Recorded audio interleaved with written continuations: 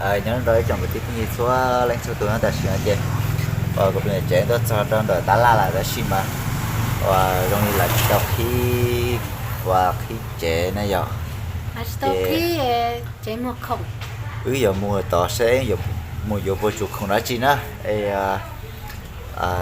ý trong cái tiếp như sợ đại nha ba chợ ứng mua cái xe và ứng dụng với tao không nói chi nữa giờ chỉ bây mua cái nó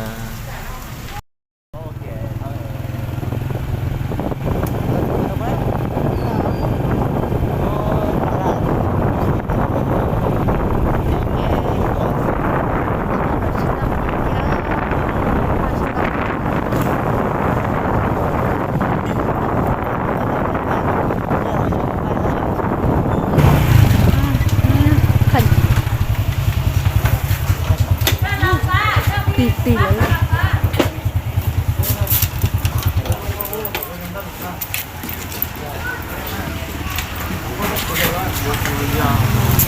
đỡ mồm sau khổng Bia bây giờ chỉ còn mỗi bia Việt Hà thôi các bạn, 170.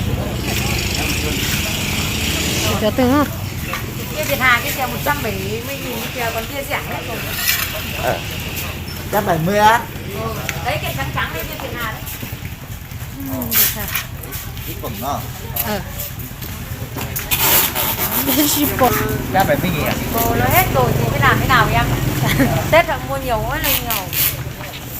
Mua nhiều sao đó? Ở đây chúng nó hết để chơi cái tôi ăn này rồi.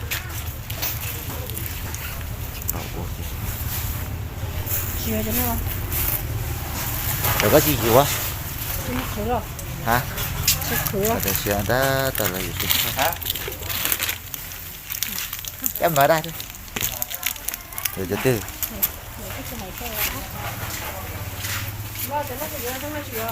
À chị giờ à? Chưa đi à? Nắng thì à? Giờ thì giống mày.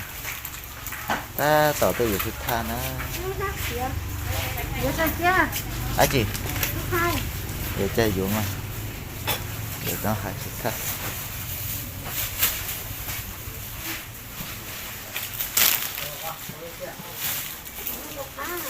Cá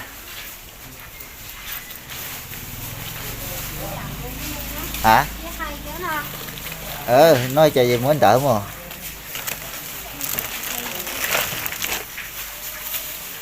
hai phía ít chết rồi, ít chết không?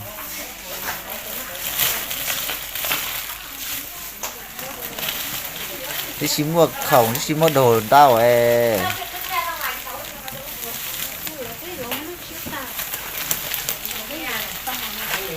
Trời gió hả? Nó chơi có giữa mà ta tờ giữa nó chơi mà mua đi mua mà mua thế như tỏ này ôi bị ai thôi cái loại trời có sư hả?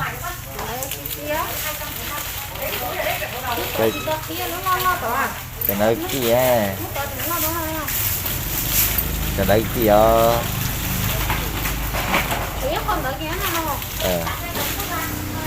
ra tờ tha tha nó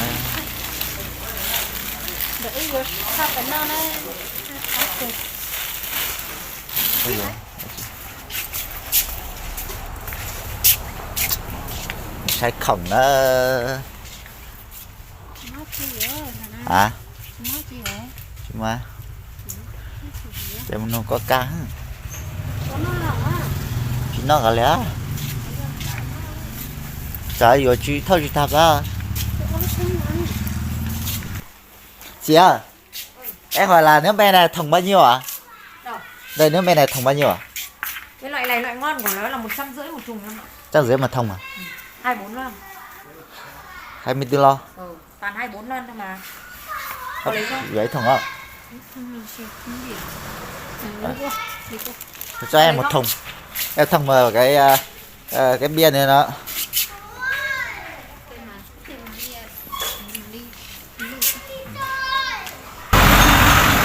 ta tỏ lời của nó tỏ nhiều là thỉnh nha có hỏi số thang này hỏi số thang nó tỏ chứ nó luôn mà chờ chị à Miếng ngọt á. ta tỏ là luôn không nói Nó chị mút lốt nha. có con này mất nữa cả đâu em xong chưa?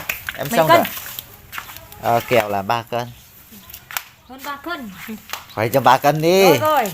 Ngoé một tí mà. 50 một tí nhưng bọn chị tươi một tí bọn chị hết lãi rồi đấy. nhưng mà em mua nhiều mà chị Em mua 3 cân thì mua gì em mua gì đấy em. Tất cả 490. 490 à Tốt quật. lẩu bùa cho chậu ta nói chứ ta lẩu bùa cho chậu nó Cô chơi giờ đấy cái chip buồn gì rồi, chip buồn. đây có cái hộp bịch tung cho Ra ngoài này đây. đa rồi có là không bị tông là cho phơm á lẩu cái đó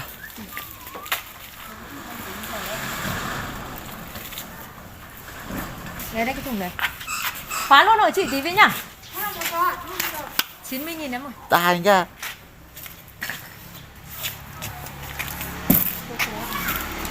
cho phơm mà giá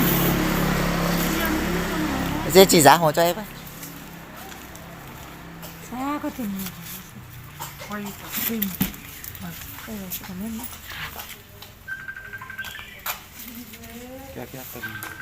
Đâu? Làm gì có tầm 1.500 đồng 200. À đây. Này tài nhìn ghét người. Em chơi vào đi. giá tạo Cả cho khẩu bia con té là cho cái này đây đâu cho tôi đây đi bỏng đẹp chốc đây. bỏng đẹp cái gì bỏng bia thì tôi tập lẩu bùa cho chậu chỉ bùa kia chậu Chip buồn à? cho cái đó mà nó dán à không phải nó có cho thế cho cái đó đấy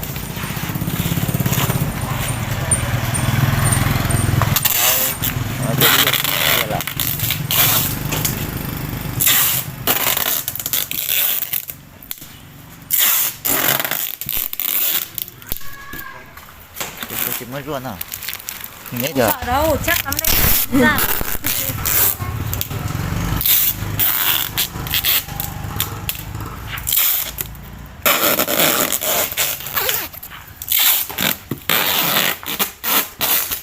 Đấy.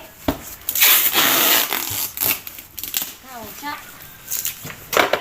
Đã thâu nhon rồi chứ luôn. tật thế như giờ một đó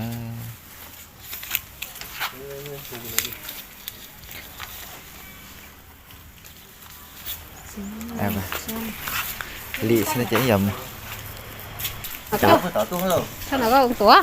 à Sao nó có ông mà túa? cho mình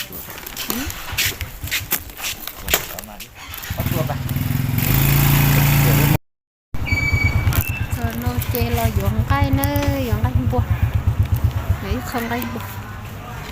Thành tre. Có cái buồn mù kia.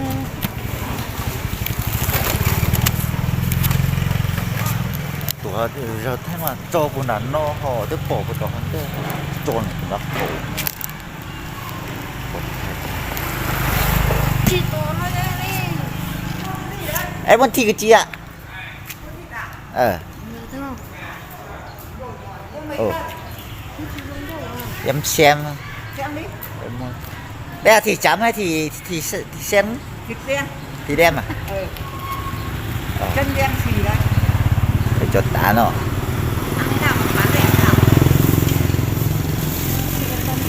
giấy vô hạt tư đây tao cơ thể chỉ có để vô hạt tư Mấy cân? Lên mấy cân? 4-5 cân 4-5 cân. Cái này thì lấy 10, 11 lấy 10, lợn đen này này. Đấy, cái này là lấy 10, 11 lấy 10. Lấy hết cái này à? ồ từ từ xem đã xem hay mua cái nào đã vội thế Không, xem bác bán hộ thì cũng phải của bác, nó dặn bác À. vắng. thế à Thì cứ có ấy thì bác cân cho đâu. để xem hay mua cái nào đã thế nó Cái này này là 10, thịt 10 này, về mà bán à? Bán cho 5.000 được quả cam đây này. Còn béo tà lạc thì phải bỏ. cho nó nè cho nó cho nó đi chả Họ đang mua thịt nói 10 thịt kia. nó họ tìm mà hay vô cho chúng mà Đấy quầy ác kìa. đang quay Ăn Tết quá, phải ăn Tết à? Đen cái đấy nó là đen đấy. Nó là Nó hết vô quả họ có đấy. vô mà nó tròn đấy. cho cả liếm không Cân hết cái đấy. Có lấy xương không? Lấy hộ chị cái này nữa nhé. Nào. thôi cứ cân cái đấy trước là chị ạ. Ôi rồi em không có tiền đâu. Có 10 cân đâu. Đây khuyến mại cho em miếng này nữa. Con tính 10 cân. bỏ Tính 10 cân. Mặt sợ em nhìn này gần về 1 cân. Bớt hẳn em 100.000. Triệu bạc. Có 1 triệu thôi. 1 triệu 80 đấy em 1 triệu tròn. Lấy hết đi. Đây vô lò. Ít triệu. Mới có ngày Tết ủng hộ đi. Còn khách hứa các kiểu. Ít triệu. Hợp bé là ít triệu là. Ít triệu thôi. Đấy là thịt đem chứ, lợn đem chứ. Đen đấy em. Cả chợ có ăn bổ đây. Có thịt bò, có. Giờ nó là Em lấy nhiều hay ít? đau thổ quá. Lợn nó là. Chỉ có xào thôi chị. Hôm qua đụng của cái anh ở chợ bán bán gì à? Rồi để y lăm nó y lăm. Chia cho em thêm túi nữa. Ok.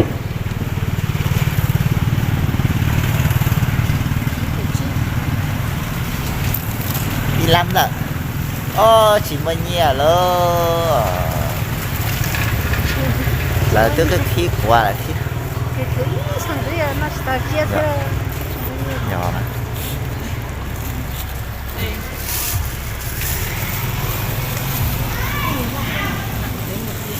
Đây là tên Lấy nó. nhiều hay ít em thịt Khí bò. tàu khí thì nó. Đô lô chỉ món này đi. Nó chỉ cho nó chỉ ưu tư vừa tàu không mình chỉ thế chỉ giờ mua là bố tỏ bây giờ mua vừa mình chỉ không tỏ chỉ giờ mua chuyện đó Bây giờ tôm bây giờ. Giờ tao cho nó gì, giờ tao xin thao lại về, bây giờ tôm cái gì nữa đi theo. chắc không sao đó tại sẽ chỉ là cho nó là vừa áp bên luôn thì nó giờ là vừa bên luôn thì chỉ giờ một chuyện đó giờ mua vừa đây bạn thế chứ giờ có tiêu mà nhiều nhiều chứ chú trong cơ nhiều lúc có luôn tỉ chứ cũng có bát không nhờ chị bát nhựa giờ phải cái ní giờ phía là giờ pha đó tha là giờ phía là hả giờ phía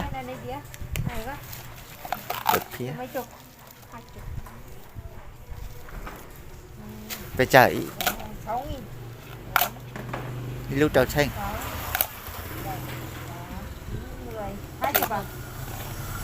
giờ cầu luôn ha ta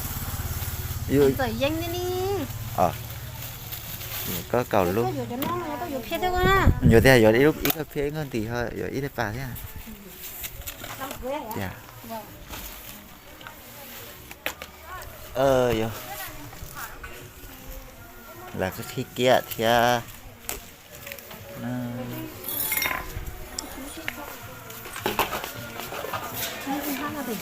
nè nè chuột ta tự thế nào mà không đó qua chả bây giờ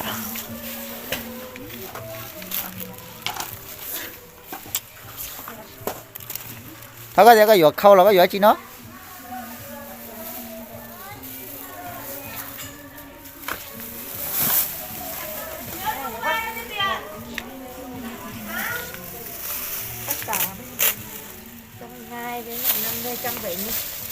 trăm 70 à? Cái má nhỏ là bao nhiêu đấy? 50.000 à? Ít của cái chân này, ít của xe chào là? Ít của với lại với lại chi chào là ít của xe chào, ít của xe chào xanh. Không ạ? Không à? Không đó có. Dưới gì vô mà dưới ra con. Xanh. Dạ. à chị nó Nó vô kho á chi nó. sấy mà sấy có giờ người tiêu mà Đây, nhiều lại đây.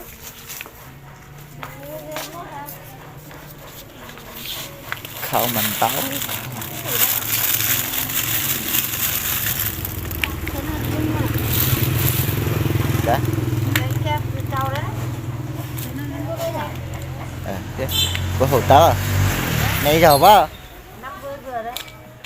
mấy mấy giờ là hổ à Vừa rồi, giờ thế thôi dài quá nó xấu. Cái thứ có hôm đấy quá. chưa có tao chỉ tao một số bé ha Nó bông đua vào đấy hả ha? xịn này Cái gì ấy chị? À. Cái gì? Sao nó không có à? Đâu? thế có chứ sử dụng coi Cái này cái gì mà nó? Cái nó có đâu à? thế có dùng tiếp qua Có nó. tao của trong sử dụng hột tao cho trong mà cái đấy bao nhiêu hả chị ơi rồi có chữ kha được chứ có gì mà tại sao của tôi nghe chơi ta tao lại được khó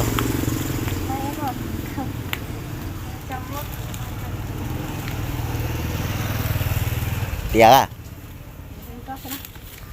có thấy à nó thì cái gì?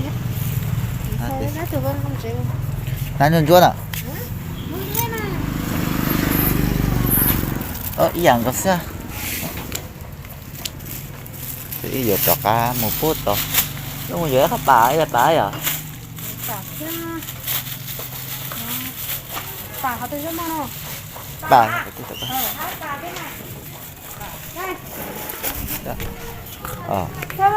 có cho việc cá nhân để giờ mua giỏ bà nó chở giờ mua giỏ bà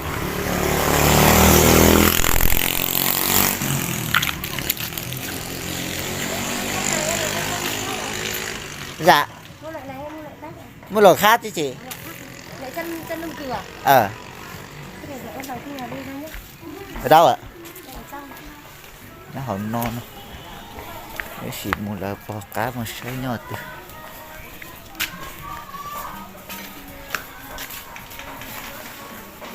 mua tao thôi giờ xích xe này thôi ô khổng đau tê tê khổng chuốn nà ở đâu chị ơi ba cả nhớ nó tập ba chân thì mấy cơ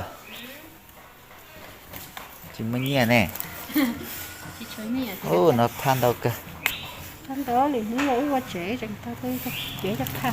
tấn nó dụ được tấn năng một chỗ nào à Hết rồi. Cho nó bây giờ. Tao ra đi để em lấy màu nữa đây cô. ô chỉ một chỗ mới lú ngán tỷ rồi Ra vậy tao. ô tí chết tí tôi một là vừa nào họ đã nào cơ Sao cho thân hàng chẳng lên luôn. Không có sao vậy? một tôi vừa nào cơ tí tí đi Cái gì nó lên. nó tha con tao cơ Nó để nó nóng quá. chỉ cái nhớ bỏ có giờ dưới lúc coi thì hát thôi phải chạy xuống một coi kìa này nha nghe tao kìa em hỏi cái đấy cái này là cái bao nhiêu hả chị Cái đấy lại 120 lại 150. 250 Cái là cái to, 120 là cái vừa vừa. tự vậy luôn Lấy lại nào ạ? ôi Em lấy cái này thì em thay túi khác cho. Cái này nó nhàng á. Cái này thì ít cái này thì bếp bùa. tết bùa để nó để chị hãy Cái này đẹp lắm, cái này của nó vỏ tháo ra giặt được. để nó trong gọn đẩy dùa y số bây giờ Còn cái này thì cái này nó giải ra hơn chỗ vỏ. Cái này là vỏ của nó tháo được rời ra. Nó bẩn thì mình tự giặt được. thế chị chui ra hết một đèn nó đây nó giờ vô đây nó này thì cứ phải vậy nó tiếp tiếp một tiền cái à lúc nói chè cho cái này cho vào cái vỏ này được không? cái này 50.000 cái vỏ đấy anh ạ. Nhưng mua là phải mất 50.000 đấy. Mua đi tặng thôi gì. Đi tạm Đi tặng mua đám cưới. Mua thêm để mất 50 kg. Thế thì thôi. Nó hả đi. Chế vô đây tao ốp bật xanh. Thế lúc còn gì á? Lúc còn gì đó để nó cho ốp bật xanh chế một xe vô lúc từ không sao. Chế mua vậy lúc. Bây giờ ba vô lúc còn kia. Ô nào có thấy cả lúc nói thì cũng nè thế thì mua luôn nhưng mà mẹ suốt có cả cái to đấy à? dạ cái to chân dưới à Có cái ấy chứ nhà nó không phải to đấy nó mới tới luôn ha thấy vậy lúc của nó nếu mà trong vô chỉ trong câu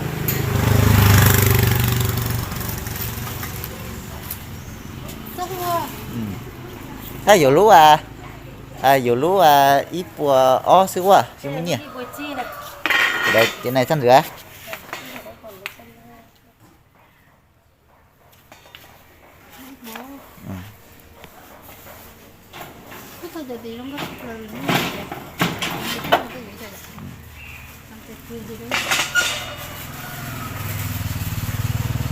cái trăm hai làm bé không chị? Nó nhỏ hơn. Hàng có khó à? Cháu tao đó ống cái nữa hả chị đi ha? 120 đấy. Giờ lúc đó. Ta hay. Không đi chưa cha, không khó được. Nó có tí chín này á. Hả? Nó sôi ở đâu này? Dạ cả. Đây.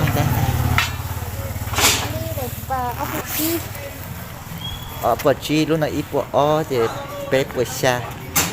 Tại bé bột xa thì á. Bé thì đó là như này. Ta thì như bé bột đây ship qua đi. Bé bột xa. Có lấy cái túi này không ạ? Không.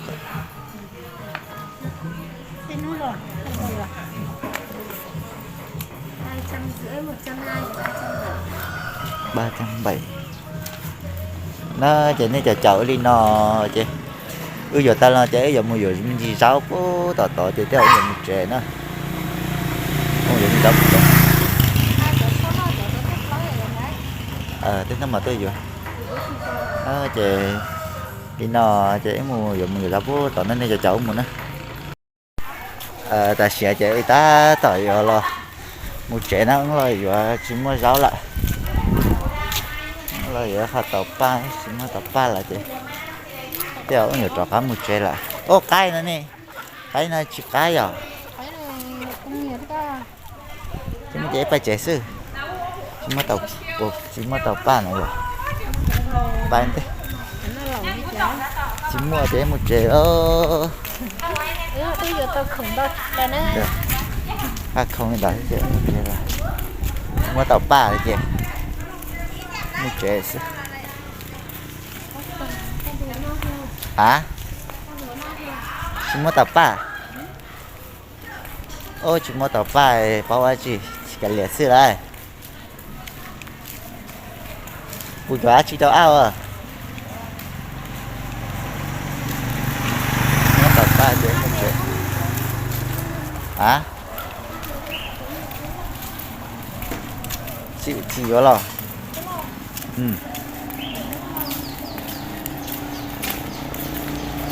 Đây là một trẻ xin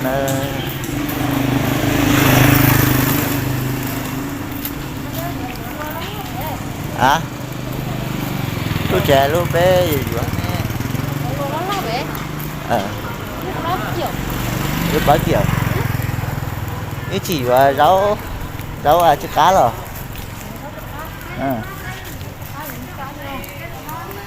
chỉ vô là tê chỉ vô là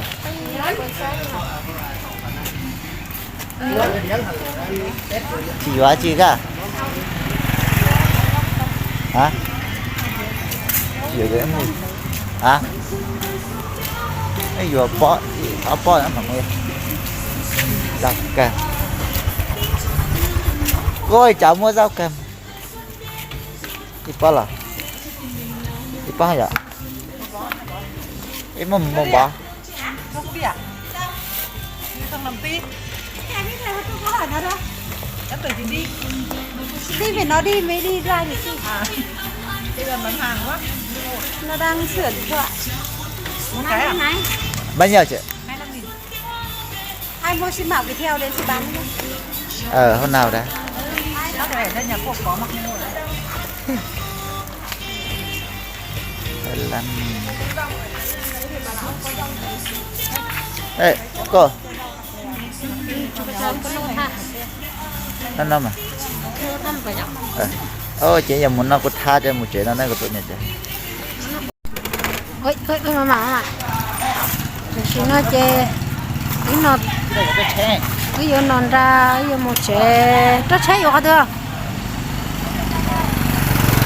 tôi chỉ chế ví dụ tao không tao bỏ đi nó chế cái một ví dụ nó chê thì ví một chê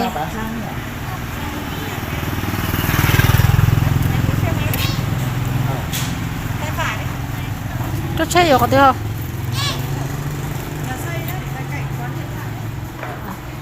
có gì ở đó nè cháu có một vô lo mà là cháu nó nè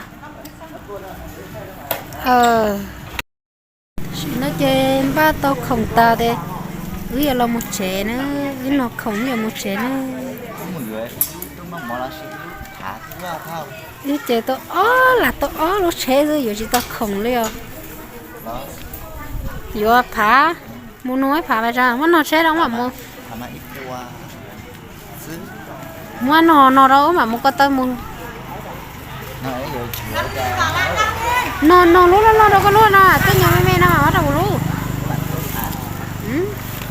luôn nó cho nó xe lại đây mà hả như thế cả thì giờ muốn nó trông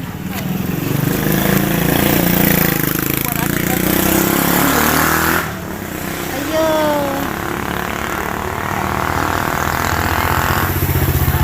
cái cây rau giờ mà bây giờ rau giờ ba mùi nó bé chập thầy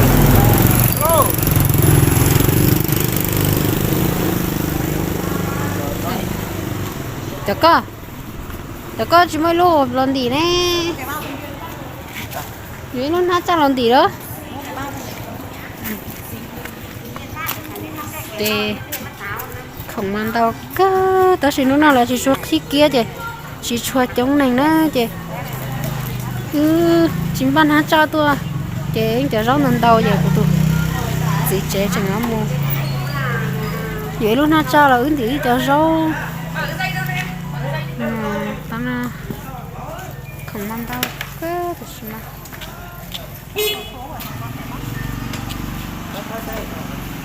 mua vậy như vậy không muốn nó chia rồi nó chỉ tôi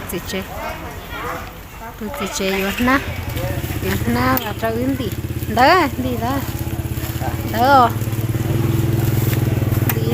chơi rau cái đấy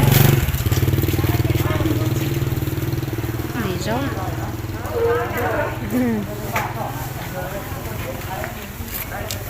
đi rau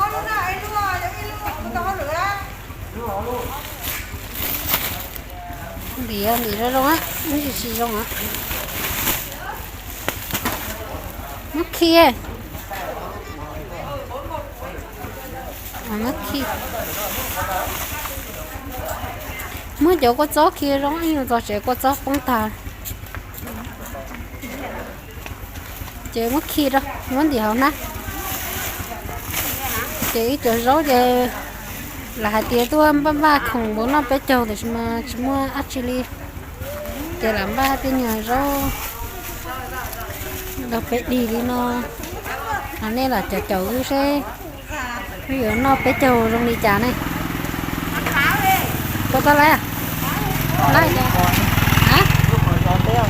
hả món lúc có thau cả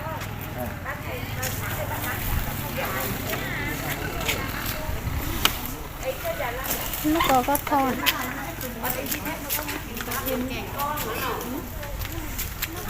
cho lúc đi cái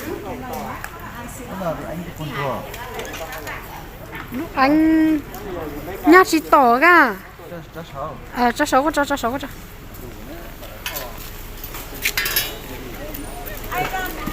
ai da ayo taxi tôi má chị thiế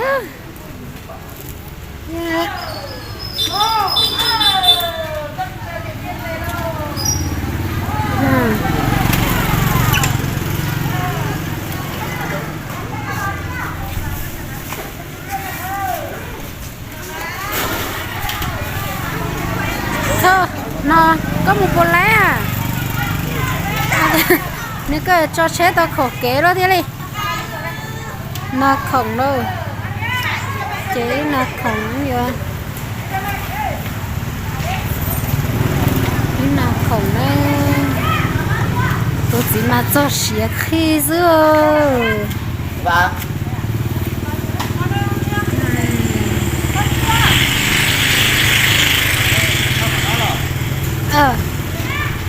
có to cơ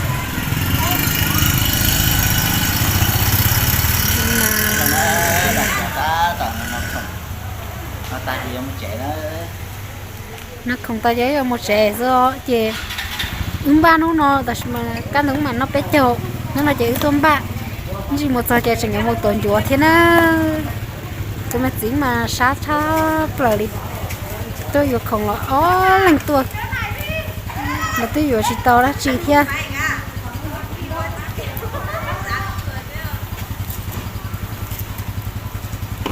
cái nó có khó nó đi cho bột bóng à chặt bóng à tôi thấy tàu cho người trẻ mà tôi thấy gì tàu tôi chỉ tàu vậy cha chỉ mong anh từ tôi bị trẻ tôi tối chứ không một tao rồi tôi chưa tôi chưa mỗi này có cho nó mua rồi một shop phá ra có hai đi nè mà nhẫn đâu sợ ủa